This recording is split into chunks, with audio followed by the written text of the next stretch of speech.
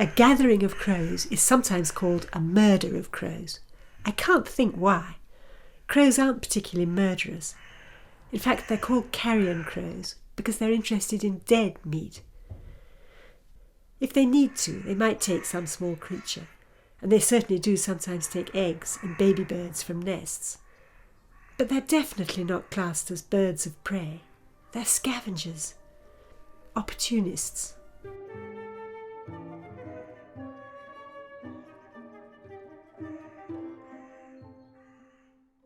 And here's someone who's happy to give them opportunities.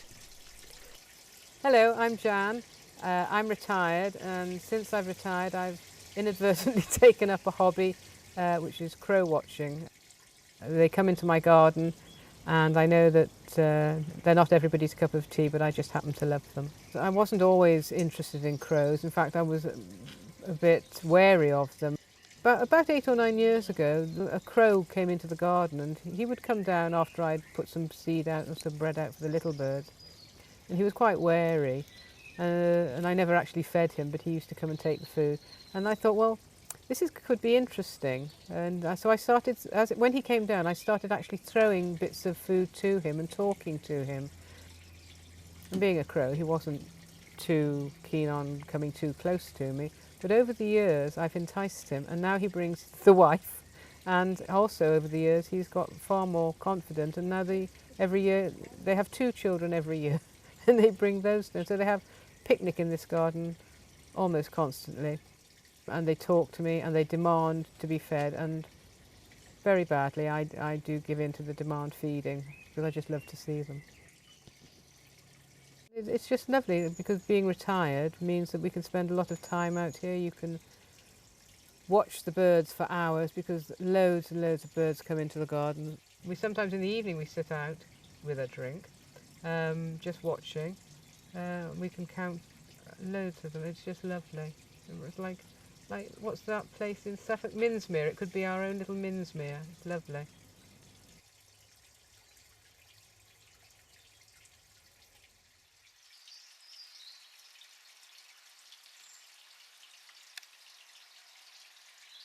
I hate to say, but on the days when the meat is reduced in the supermarkets, I go down and buy various packets of odd-looking meat. They love chicken, absolutely adore chicken, and they're not fussy if it's cooked or not cooked. They'll eat anything.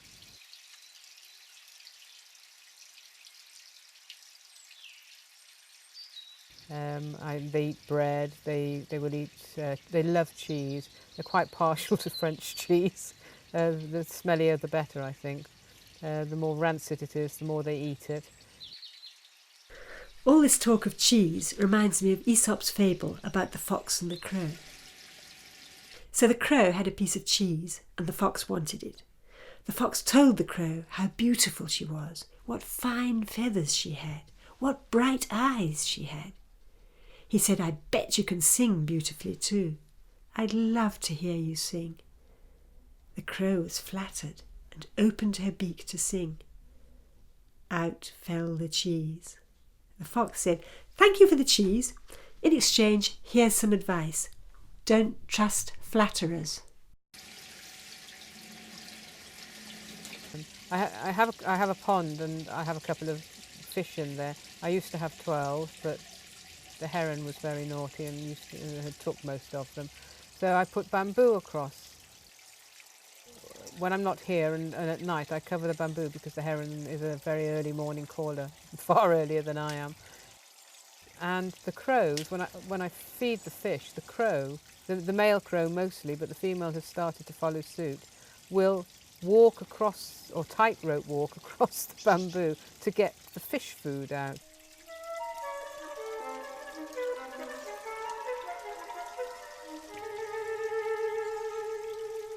And it's a bit like when in Canada, where they do the log rolling on the rivers.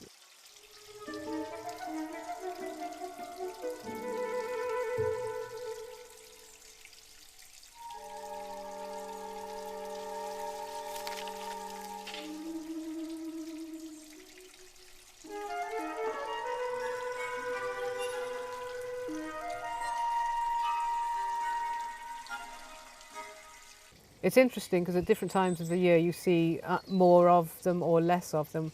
At egg time, they take turns in sitting on the eggs. So one will come down, feed, go back, and then the other one will come. Unfortunately, I don't know where their nest is. It's not very far from here because they are so quick to return. But I would like them to nest here, but I'm not sure that there's the right environment. Even here in Birmingham there are plenty of crows' nests. Like the crow's nest on a ship's mast, they're high up.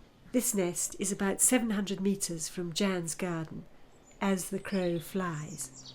But it may be that her crows have a nest even closer to her home. When they're tiny, it could be like a D-Day in a Lincolnshire airfield here because they literally are zooming in, picking up food, zooming off again.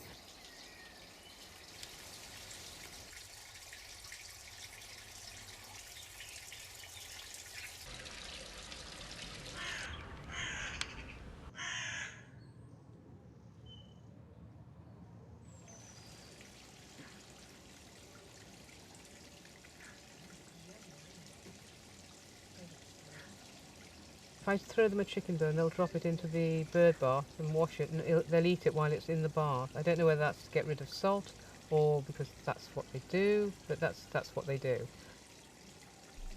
Crows feed their very young chicks by regurgitating what they've eaten. Obviously they can't carry water to the nest, so I'm wondering whether eating wet food may help with providing moisture for the young.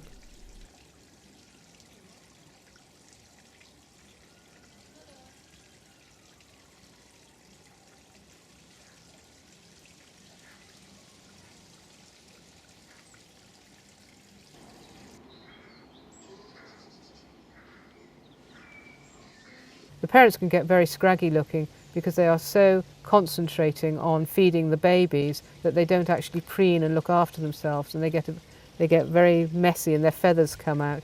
But once the babes are self-sufficient, they start to smarten up and get their glad rags on again for the winter. In late spring, Jan's garden is full of baby birds. Babies are often pale versions of adults. That's a young coal tit on the left and a blue tit on the right.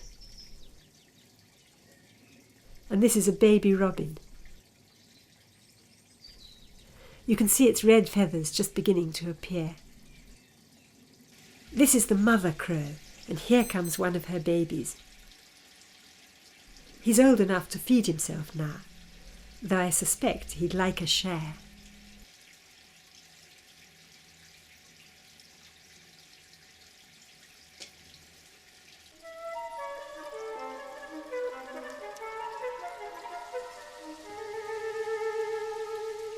On very, very hot days, if I'm showering or watering the garden, and I'll hear this shout from behind me, shouting at me, he'll caw at me, and I turn around with the spray, and I have to shower him.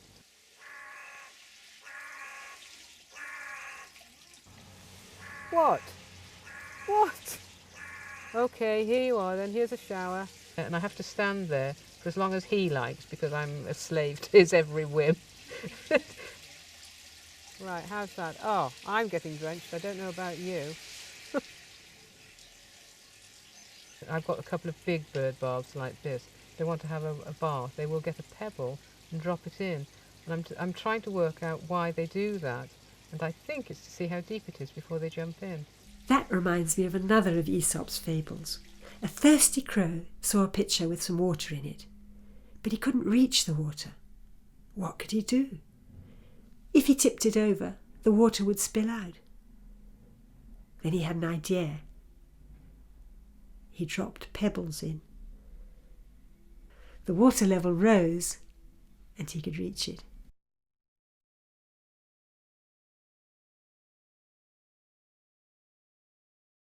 He is very funny. He will interact with you if you talk to him. Sometimes I initiated a "where are you" sort of, like you talk to a dog or a cat. But he responds to that and he looks at you as if this woman's crazy, but she feeds me. I know farmers hate them, and in the old Wild West or something they used to hang dead crows to keep the spirits away.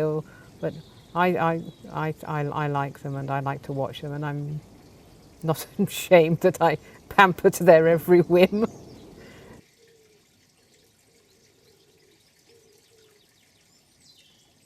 At first, when the crow first initially came into the garden, he was very wary. But over the years, I've tried to entice him to come closer and closer. My ultimate goal is for him to take some food from my hand. If I've been sitting at the table at the back door, he has landed on it. Warily, I have to say, but he has come within about, I would suppose, about 18 inches. That's the male on the left. Crows mate for life, and they often live for 20 years in the wild. So maybe Jan will get them feeding out of her hand. Hand feeding and a nest in the garden would be the ultimate.